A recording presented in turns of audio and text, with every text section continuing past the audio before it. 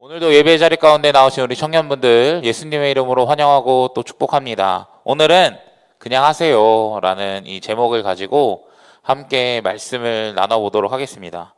여러분, 제가 이 12월 31일 그리고 마지막 날에 이 설교를 하면서 그런 얘기를 했습니다. 우리 말씀으로 좀 개혁하자. 2024년은 좀 말씀으로 살아가는 해가 됩시다. 그러면서 요시야처럼 이 말씀 앞에 서고 좀 말씀 앞에 부딪히고 좀 말씀으로 개혁하는 그런 삶을 살아가자고 했습니다. 근데 오늘 벌써 1월 14일이에요. 벌써 이 약 보름의 시간이 흐른 시간인데, 여러분들은 이 보름이 시간에 지난 이 시점에서 말씀 앞으로 나아가고 계신가요? 아니면 벌써 결단한 것들을 실패로, 여러분 벌써 실패로 나는 못해 이러면서 벌써 좌절하고 있진 않나, 다시 한번 돌아보았으면 좋겠습니다. 제가 이 기도 제목이나 뭐 이런 것들 막 그 새해 때 요거 한 거 보고면서도 받았던 거지만, 이 청년분들이 많이 기도 제목을 써주셨는데 그 중에 뭐 말씀과 기도에 대한 이야기들이 정말 많이 있더라고요. 제가 그걸 보면서 정말 감사함을 좀 많이 느꼈던 것 같습니다. 그리고 또 필사 하시는 분들, 뭐 큐티에서 이렇게 나누시는 분들도 있는 걸로 알고 있는데, 그렇게 해주시는 모습이 제 안에는 너무나 감사했습니다. 그래서 우리 청년 공동체 모두가 다시 한번 오늘도 말씀 앞에 다시 서기를, 그리고 말씀 앞으로 다시 한번 개혁하기를, 그리고 말씀 앞에 다시 한번 살아가는 그 시간을 다시 한번 마음으로 기억하고 또 소망하는 시간이 되기를 간절히 소망합니다. 제가 작년에 2023년에 시작을 이 에스라 설교로 쭉 하면서 한 해를 시작했는데, 올해도 이 에스라 말씀을 좀 같이 나눠보려고 합니다. 근데 에스라는 여러분 10장까지 돼 있는데 크게 두 부분으로 나뉘어져 있습니다. 1장부터 6장까지가 한 부분이고요. 7장부터 10장까지가 한 부분입니다. 근데 우리가 1장에서 6장의 내용을 살펴봤듯이 1장에서 6장의 내용은 어디에다 이 중점을 가지고 있냐면 성전 건축이라는 것에 이 중점을 가지고 있어요. 그래서 성전 건축을 시작하게 되는 그 모든 배경부터 모든 과정, 그리고 학개와 에스라서가 아니죠, 스가랴서를 통해서 선지자들을 보낸 그 모든 이야기가 성전 건축에 관한 이야기입니다. 근데 이 7장부터 10장의 이야기는 그 이후에, 성전 건축 이후에 말씀으로 개혁되는 공동체, 말씀으로 새롭게 세워지는 이 남유다, 아니면 골라 공동체라고 하죠. 돌아온 자들을 골라라고 히브리에서 이야기하는데, 그 골라 공동체에 대한 이야기, 개혁하는 이야기들을 하고 있다라고 하는 거예요. 근데 저희 7장 1절 말씀 한번 보여주시면 이렇게 기록되어 있어요.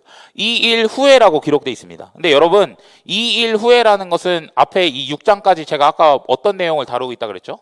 이 성전 건축 이야기를 다루고 있다고 했습니다. 그러니까 6장에 나와 있던 성전 공사를 마치고 난 뒤에 이 일 이후라고 이야기하는 거예요. 근데 성경의 저자는 우리가 이 배경을 알고 보지 못하면 6장이 지나고 성전 건축을 하고 뭔가 바로 이게 시작된다라는 느낌으로 우리가 받아들일 수 있는데, 왕이 다르다는 걸 기억해야 돼요. 왕이 다르다는 걸.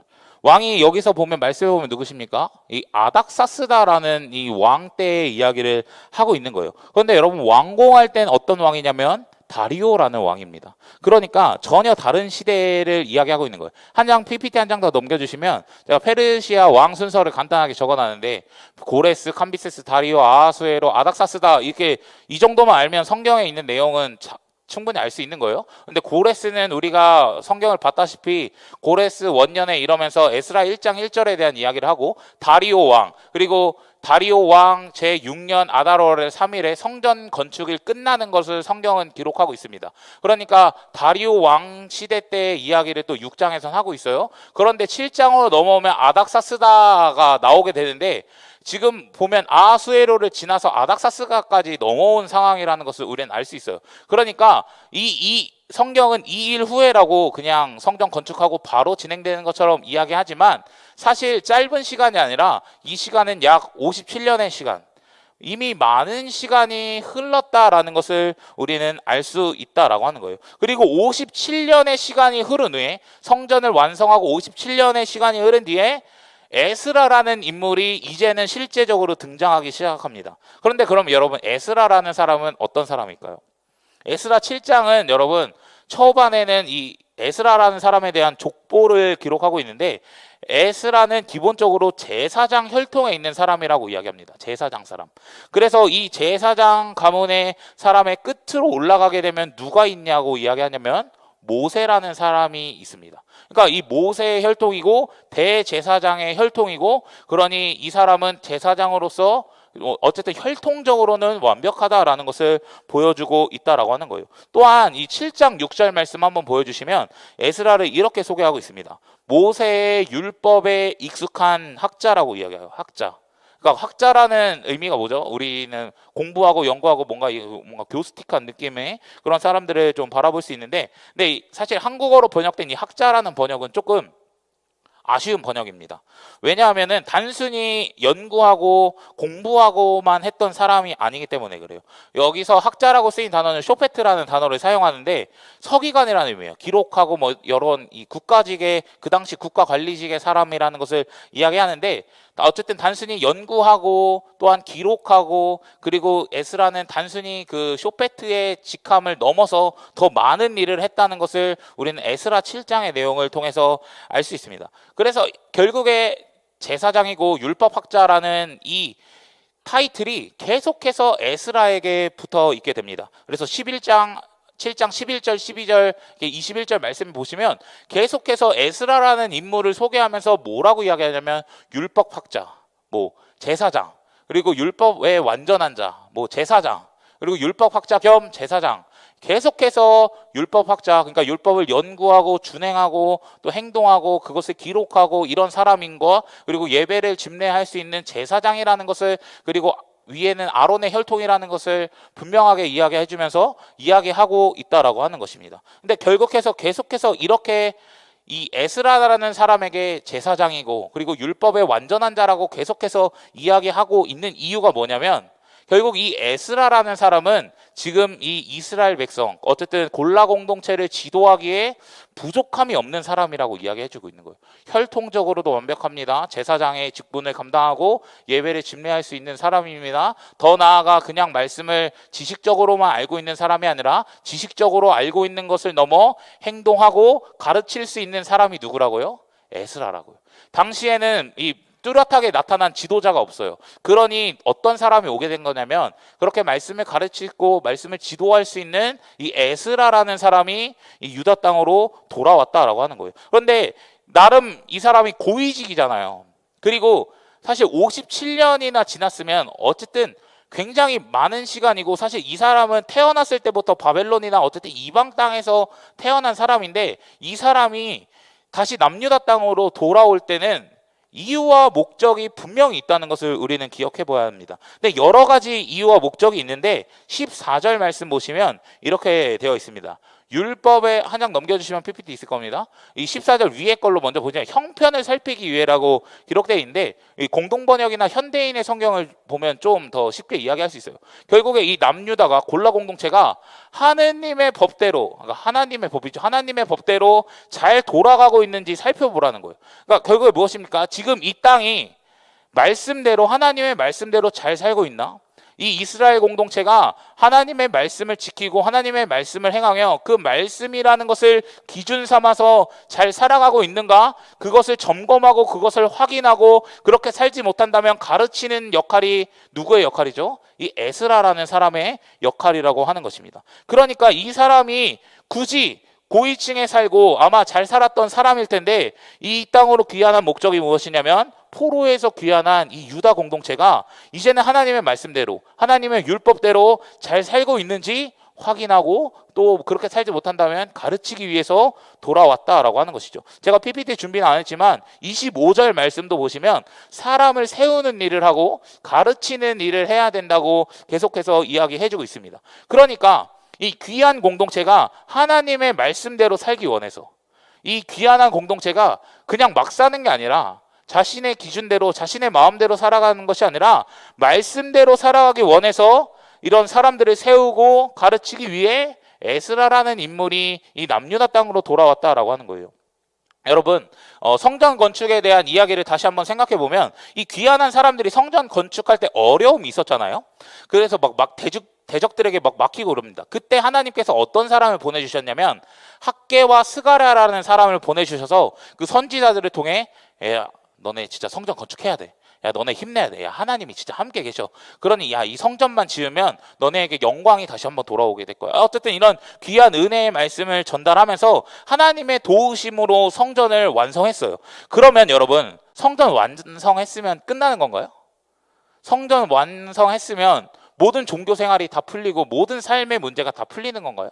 아마 그렇진 않을 거예요. 성전이 회복된 만큼 여러분 그들의 삶의 예배 그리고 그들의 삶의 모습 또한 성전이 완공된 것처럼 사실 계속 자라고 성장해야 되고 일어서야 하는데 지금 그들은 그렇게 살지 못했다는 것을 우리는 생각해 볼 수 있다라고 하는 거예요. 그리고 에스라 9장 10장의 내용을 보면 이미 그렇게 살지 못했음을 하나님의 말씀대로 살지 못했음을 적나라하게 기록하고 있습니다. 그러니 여전히 죄에 빠져 있는 모습이 누구의 모습이죠? 남유다 백성들의 모습이라고 하는 거예요.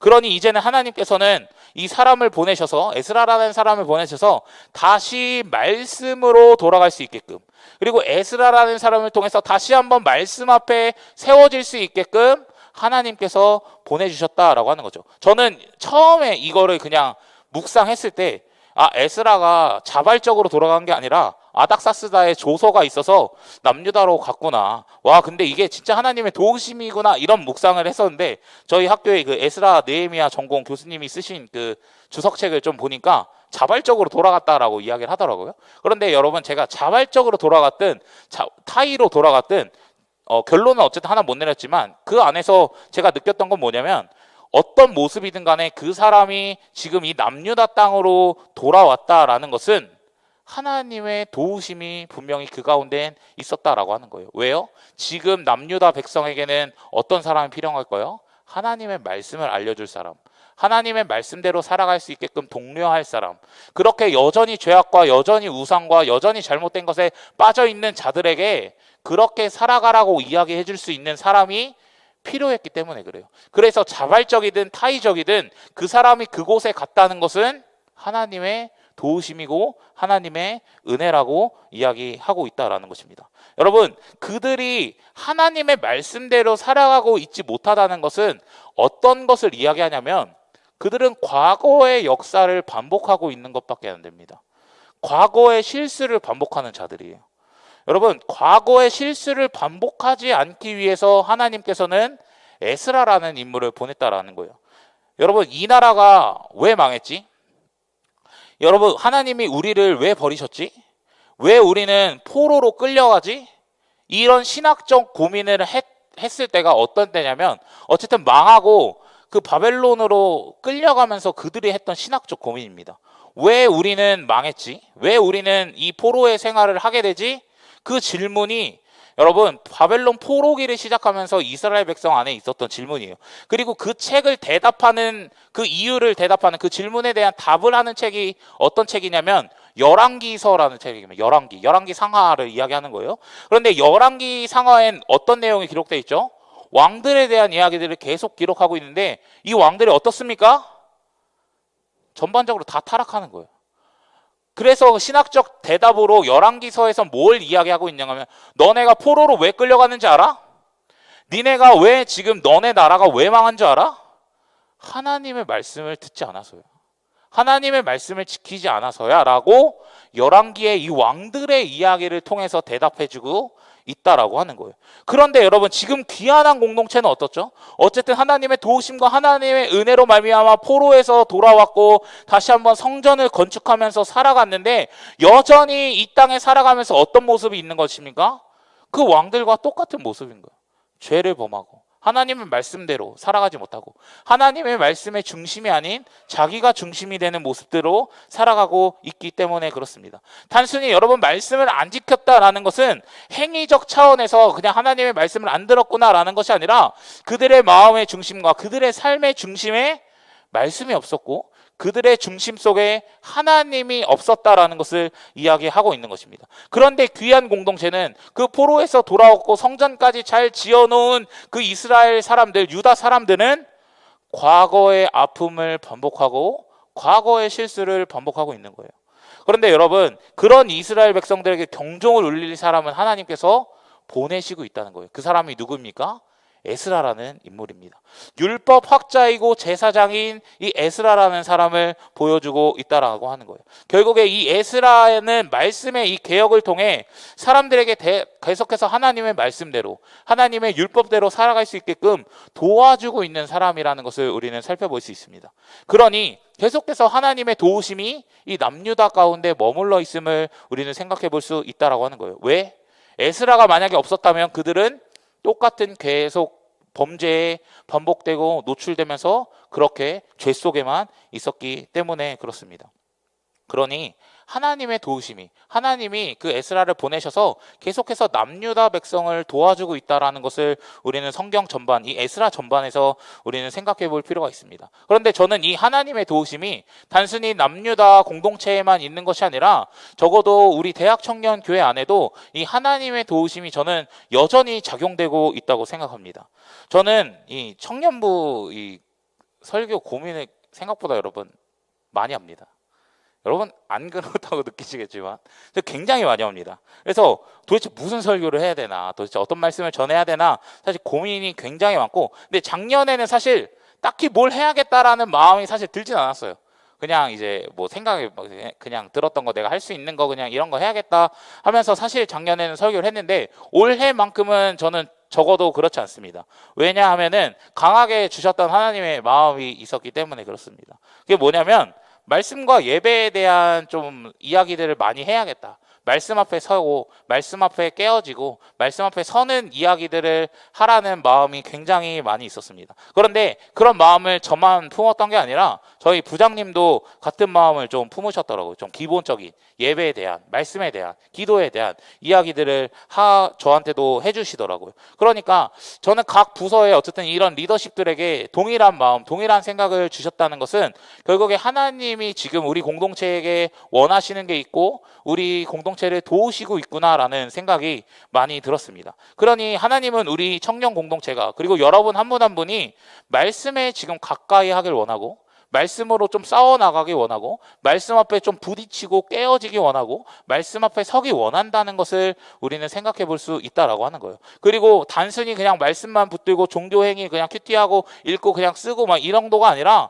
그것으로 말미암아 삶의 개혁이 일어나고 삶의 변화가 일어나고 하나님 중심적인 삶, 말씀 중심적으로 살아가기를 원하는 그런 개혁이 일어나기 원한다라고 하는 것입니다. 사랑하는 청년 여러분, 분명히 우리 대학 청년교회 가운데도 여전히 하나님의 도우시는 그 은총의 손길이 여전히 머물고 있다는 것을 여러분 꼭 기억하셨으면 좋겠습니다. 그래서 우리 동일하게 목자들에게 그리고 리더들에게 이런 이야기와 마음들을 주신다는 것은 하나님께서 지금 우리 공동체에게 원하시는 이 메시지라는 것을 조금 더 기억하시고, 그리고 우리 하나님이 우리 대학 청년부 여러분들이 하나님을 떠난 모습대로 그냥 살아가는 종교인의 모습으로 살아가기 원하시는 것이 아니라 겉으로만 성도, 겉으로만 교회의 모습이 아니라 정말 말씀 앞에 훈련되고 말씀 앞에 철저히 낮아지고 정말 참된 교회, 참된 성도의 모습으로 살아가기 원한다는 것을 여러분 꼭 기억하셨으면 좋겠습니다. 그러니 여러분 이 마음을 단순히 저와 부장님만 이 동일한 마음을 품고 있는 것이 아니라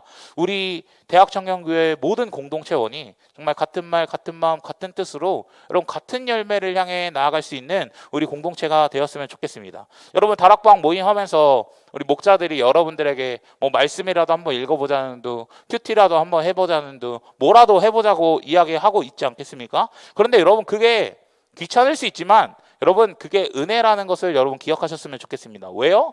그렇게 누군가 나에게 지금 말해주고 있다는 것은 결국에 내 삶에 지금 말씀이 필요하다는, 그리고 기도가 필요하다는 증거이기 때문에 그렇습니다. 그러니 하나님이 도우시고 하나님이 사람을 붙여서 내 삶이 개혁되길 원하는구나, 내 삶이 변화되길 원하는구나, 내 삶이 더욱더 말씀 앞에 철저히 나아가기를 원하시는구나라는 그 하나님의 마음을 캐치하시고 또 인정하시면서 말씀 앞으로 나아가시는 여러분들이 되기를 간절히 소망합니다. 아멘이십니까? 여러분, 근데 하나님은 도우시고 분명히 일하시지만 사람을 통해서 일한다는 것을 우리는 꼭 기억할 필요가 있습니다. 그래서 저는 좋은 샘플을 보여주고 있다고 생각하는데 그 샘플이 되는 사람이 누구냐면 오늘 계속 소개했던 이 에스라라는 인물이에요. 에스라가 여러분 결심하기 시작합니다. 뭘 결심하냐면 10절의 말씀의 내용에 있는데요. 우리 10절 말씀 한 번만 더 같이 읽도록 하겠습니다. 시작. 에스라가 여호와의 율법을 연구하여 준행하며 율례와 규례를 이스라엘에게 가르치기로 결심하였더라. 아멘. 여러분, 이 에스라가 세 가지를 어쨌든 결심하기 시작합니다. 그러니까 율법을 연구하는 것, 그다음 율법을 준행하는 것, 그다음 율법을 가르치는 것을 이야기하고 있습니다. 여러분, 율법을 연구한다는 게 무엇일까요? 말씀을 깨닫기 위해서 심혈을 기울여 가지고 이 연구하고 묵상하는 것들을 이야기합니다. 그러니까 우리 입장으로 좀 적용해 보면 뭐 성경 공부도 하고 뭐 읽기도 하고 묵상하기도 하고 쓰기도 하는 여러 가지 생활의 모습들을 이야기할 수 있을 것 같아요. 그런데 여러분, 여기서 저는 포인트가 뭐라고 생각하냐면 지속적인 모습이라고 이야기하는 거예요. 지속적인 모습. 단순히 한 번만 내가 읽고 단순히 내가 한 번만 쓰고 뭔가 단순히 내가 한 번만 연구하는 것이 아니라 지속적으로 날마다 행해지는 것들이라는 것을 우리는 기억해야 되는 거. 말씀 연구, 여러분 말씀 묵상 한 번 하면 다 아나요? 제가 이 본문을 설교 한 번 하려면 그래도 저도 책도 많이 보고 막 공부도 많이 하고 하지만 모든 진리와 모든 깊이를 다 이해할 수 없습니다.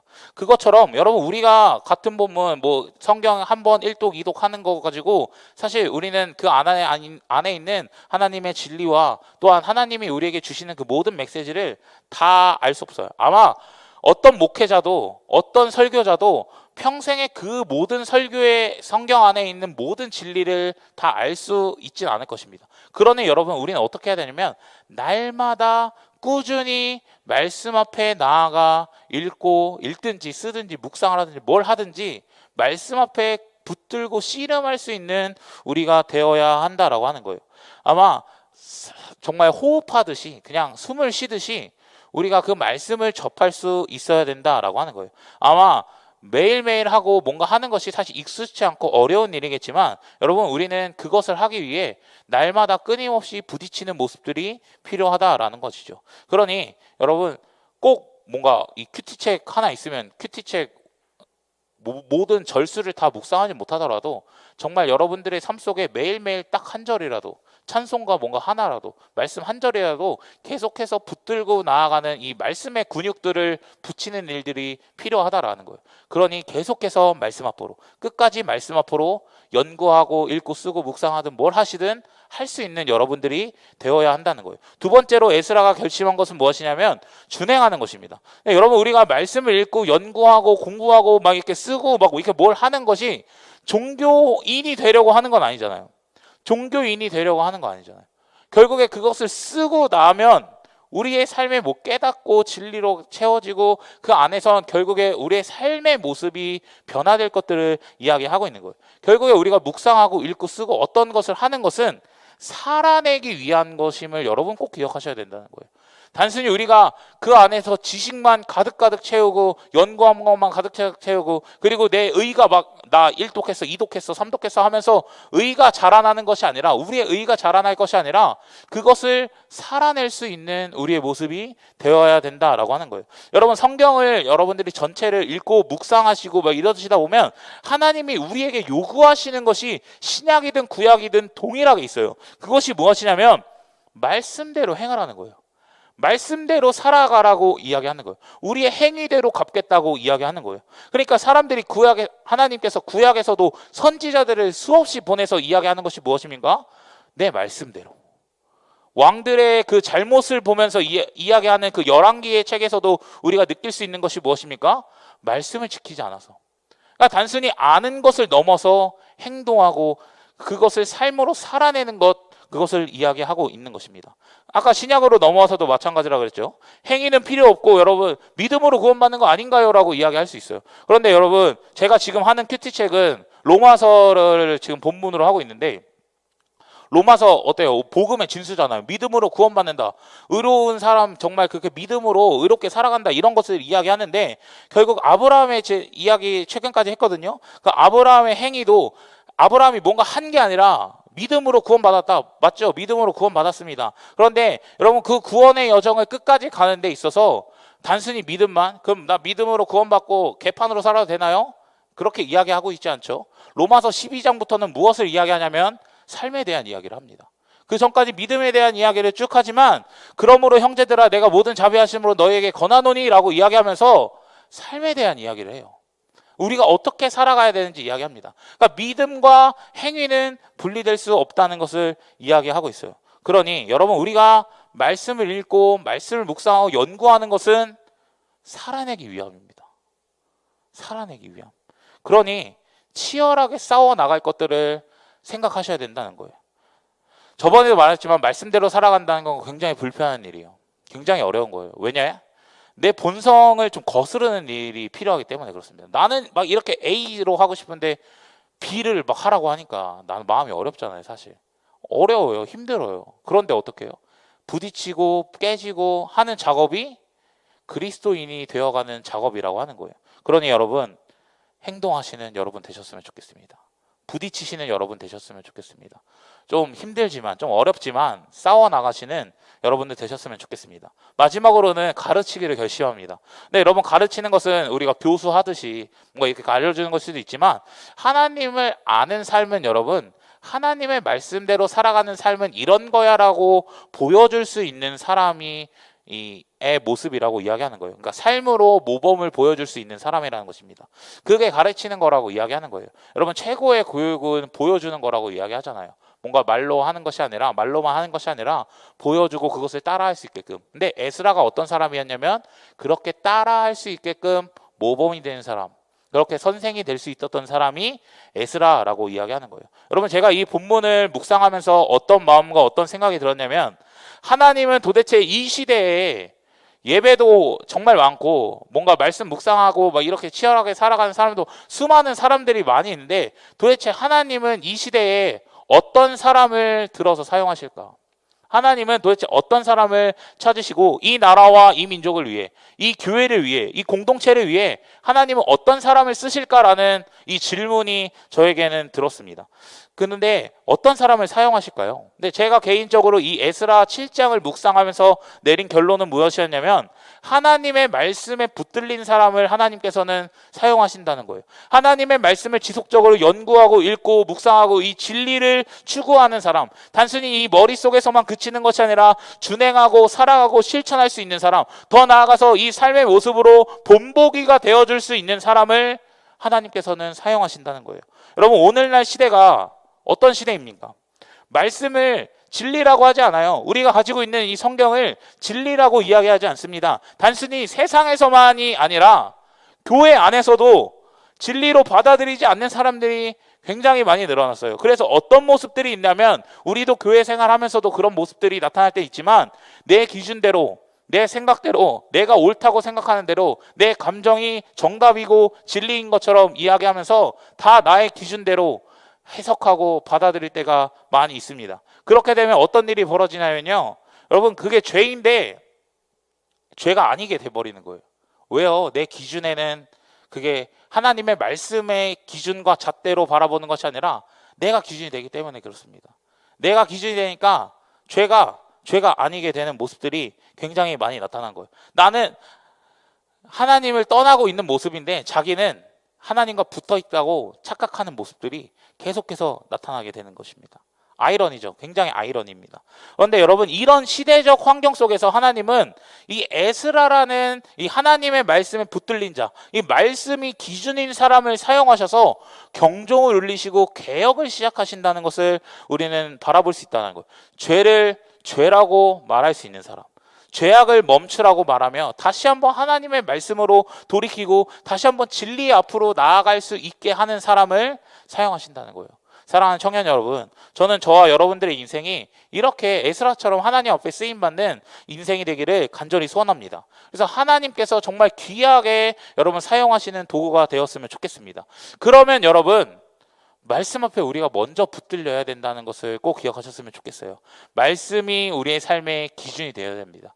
우리의 삶의 중심에 말씀이 있어야 됩니다. 나의 삶의 중심에 그 다른 어떠한 것이 아닌 하나님이 중심으로 되어 있어야 됩니다. 그래야 진리가 희미해지는 곳에서 진리를 밝힐 수 있고 말씀을 붙들지 않는 사람들에게 말씀을 붙들라고 이야기할 수 있다는 거예요. 율법을 연구하고 율법을 준행함으로 말미암아 하나님의 말씀대로 산다는 게 무엇인지 보여줄 수 있어야 된다는 것입니다. 그래야 우리가 속한 여러분들의 가정 속에서, 여러분들의 다락방 속에서, 여러분들이 다니고 있는 직장과 공동체와 교회와 학교와 그 어느 곳에서든지 이 나라와 이 민족을 위해서 쓰임받을 수 있는 사람이 된다라고 하는 거예요.